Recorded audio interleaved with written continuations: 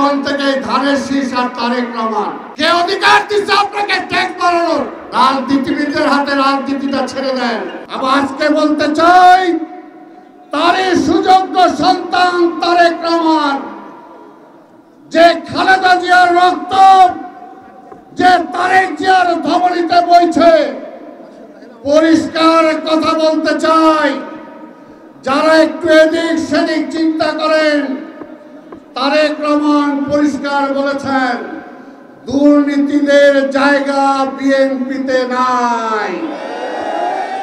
BNP দুর্নীতিতে বিশ্বাস করে না, হাইজ্যাকে বিশ্বাস করে না, চুরিতে বিশ্বাস করে না।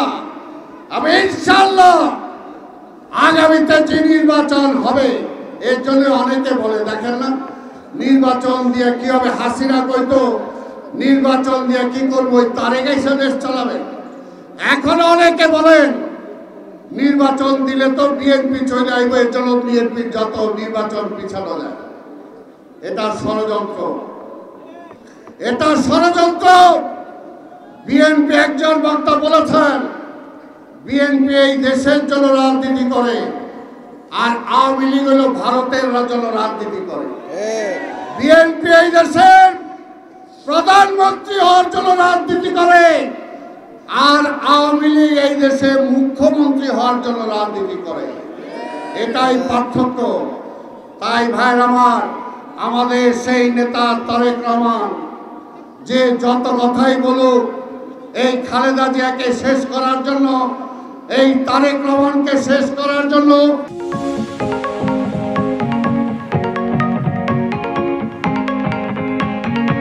অনেকে অনেক ষড়যন্ত্র করেছেন, কিন্তু এই 15 বছরে প্রমাণ হয়েছে। আজকে শুধু বাংলাদেশে না, জাতীয় এবং আন্তর্জাতিকভাবে আজকে তারেক রহমান প্রমাণ করেছেন যে বাংলাদেশের সবচেয়ে জনপ্রিয় নেতা হলো তারেক রহমান। আজকে প্রমাণ করেছে। আমি ইনশাআল্লাহ যেমনি জিয়া রহমান সফল হয়েছিলেন এই দেশে, বেগম খালেদা জিয়া সফল হয়েছিলেন, আগামী নির্বাচনে এই দেশের প্রধানমন্ত্রী তারেক রহমানও হবে ইনশাআল্লাহ। এবং হওয়ার পরে এই রাষ্ট্র ব্যবস্থায় পরিবর্তন এনে তিনিও সফল হবেন। তাই আজকে এই বগুড়াবাসীকে বলতে চাই, বগুড়াবাসীকে বলতে চাই, আপনারা তো গর্ব করতে পারেন যে স্বাধীনতার ঘোষকের জেলা হলো বগুড়া। কি কথা ঠিক কিনা? তা আজকে সেই স্বাধীনতার ঘোষকের সন্তান তারেক রহমান আজকে আবার আগামীতে বাংলাদেশের প্রধানমন্ত্রী হবে। আপনি এটা চান? আজ যে 7টা সিট, আরে ভাই কে কি বললো ওইদিকে কান দিয়ে না। নির্বাচন যে কোনো সময় হবে, এই সরকারের উপায় নাই, উপায় নাই। আর কয়দিন পরে ছাইরা দেমা কাইন্দাবাসীর অবস্থা হবে। দেশ চালাইতে না পারলে কি করবে? এর জন্য তো আমরা বলেছি, আমরা তো এই সরকারকে সাপোর্ট করি। নির্বাচন হবে, এখন থেকে প্রস্তুতি নেন। আরেকটা কথা বলতে চাই, এই 7টা সিটে কে প্রার্থী হলো সেটা বড় কথা না, এই 7টা সিটের প্রার্থী হলো তারেক রহমান। কি আপনারা রাজি আছেন? আব্দুল্লাহ জাকার রাজি আছেন? এই 7টা সিট আজকে বাসসভায় সহ যারা এখানে আছেন সবাইকে বলবো, কোন দলাদলি না, কোন দ্বন্দ্ব নাই। এই 7টা বগুড়ার সিট তারেক রহমানকে উপহার দেওয়ার জন্য এখন থেকে আপনাদের কাজে নেমে পড়তে হবে। পরিষ্কার কথা, তারেক রহমান শুধু বগুড়ার নেতা না, দেশের নেতা।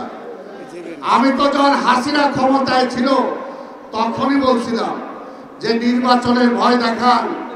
শেখ হাসিনা, আমাদের নেত্রী বেগম খালেদা জিয়া এবং তারেক রহমান 300টা সিট 150 করে দুইজনে নির্বাচন করবে, আর আপনি বা কেউ দাঁড় করান, কে তাদের প্রতিদ্বন্দ্বী হবে। এখনো বলতে চাই, ওই যারা একটু লাফালাফি করতেছে, দল করবে করে না ভাই, ওগুলো তো মানা নাই, দল করেন, নির্বাচনে আসেন, কিন্তু ওই যে জনগণকে বলবেন এখন নির্বাচন দিলে বিএনপি এসে বলবো যেনতন নির্বাচন আমরা চাই না। আরে ভাই, যেনতন নির্বাচন কি? তারা জনগণকে অপমান করেন, জনগণের রায় নিতে তারা ভয় পায়।